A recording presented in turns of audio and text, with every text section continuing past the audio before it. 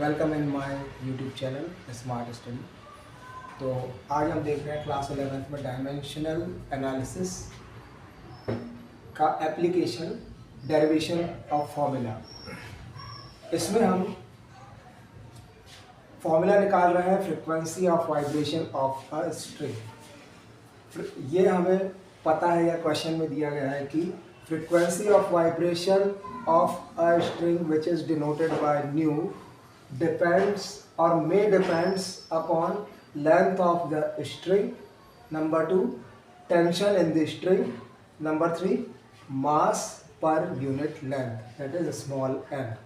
यहाँ पर हमें अच्छे से समझ लेना है कि कौन सी चीज़ किसको रिप्रेजेंट कर रही है। न्यू रिप्रेजेंट कर रही है frequency of vibration of a string. जैसे आप सपोज कर सकते हैं गिटार का जो स्ट्रिंग होता है या स्ट्रिंग ऑफ अ गिटार, उसमें हम स्ट्रोक देते हैं तो कुछ वाइब्रेशंस प्रोड्यूस होते हैं। तो वो वाइब्रेशंस क्या होते हैं, उन वाइब्रेशंस के लिए हम फॉर्मूला डेराइव कर रहे हैं।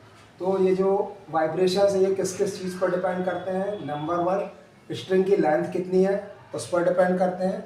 नंबर 2, स्ट्रिंग में टेंशन कितनी है जो कि हम नॉब से स्ट्रिंग को टाइट कर सकते हैं या ट्यून करते हैं।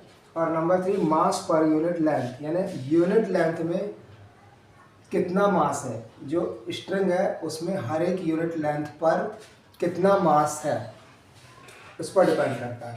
तो हमें ये पता है कि न्यू इन 3 क्वांटिटीज़ पर डिपेंड करता है। तो अकॉर्डिंग टू लॉ और प्रिंसिपल ऑफ होमोजेनिटी हम अप्लाई करके फॉर्मूला डेराइव कर सकते हैं। तो न्यू इक्वल्स टू के L raised to a, t raised to b, m raised to c, where a, b and c are unknown quantities which we have to determine। यहाँ पर new है frequency. इस frequency का dimension formula लिखेंगे m0 l0 t raised to -1। l के यहाँ पर constant है, इसको इग्नोर कर देंगे। l लेंथ है, लेंथ के लिए डायमेंशन फॉर्मूले में हम यूज़ करते हैं l को, l की पावर a हो जाएगा। t है टेंशन, टेंशन एक तरह से फोर्स होता है और फोर्स का डायमेंशन फॉर्मूला होता है mLt-2 raise to b। m means mass per unit length, means mass upon length. Mass upon length यानी मास के लिए m और लेंथ के लिए कैपिटल L। ml-1 हो जाएगा मास पर यूनिट लेंथ के लिए डायमेंशन फॉर्मूला, और इसकी पावर c।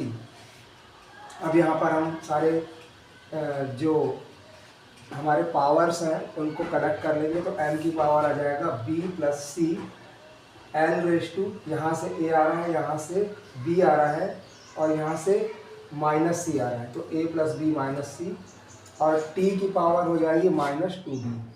तो इस तरह से हमें मिला m raise to b plus c, l raise to a plus b minus c और t रेज़ टू -2b।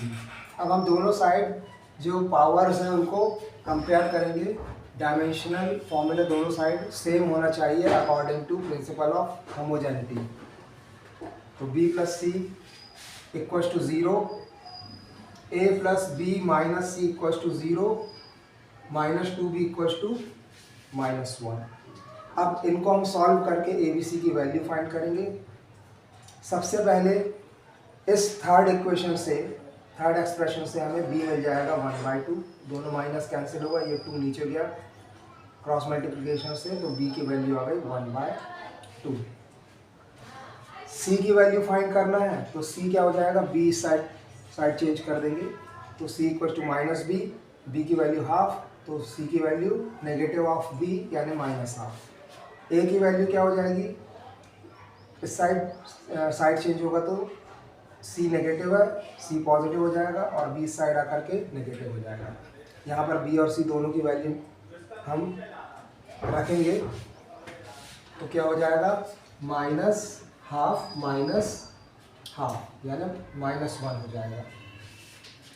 अब ये वैल्यूज हम इस इक्वेशन 1 में पुट करेंगे, तो न्यू इक्वल्स टू के l raise to -1, t raise to half, m raise to -half, और अल्टीमेटली हमें ये फॉर्मूला मिल जाएगा new equals to k upon l √/2। T by M, and that is the formula for frequency of vibration of a string. Thanks for watching.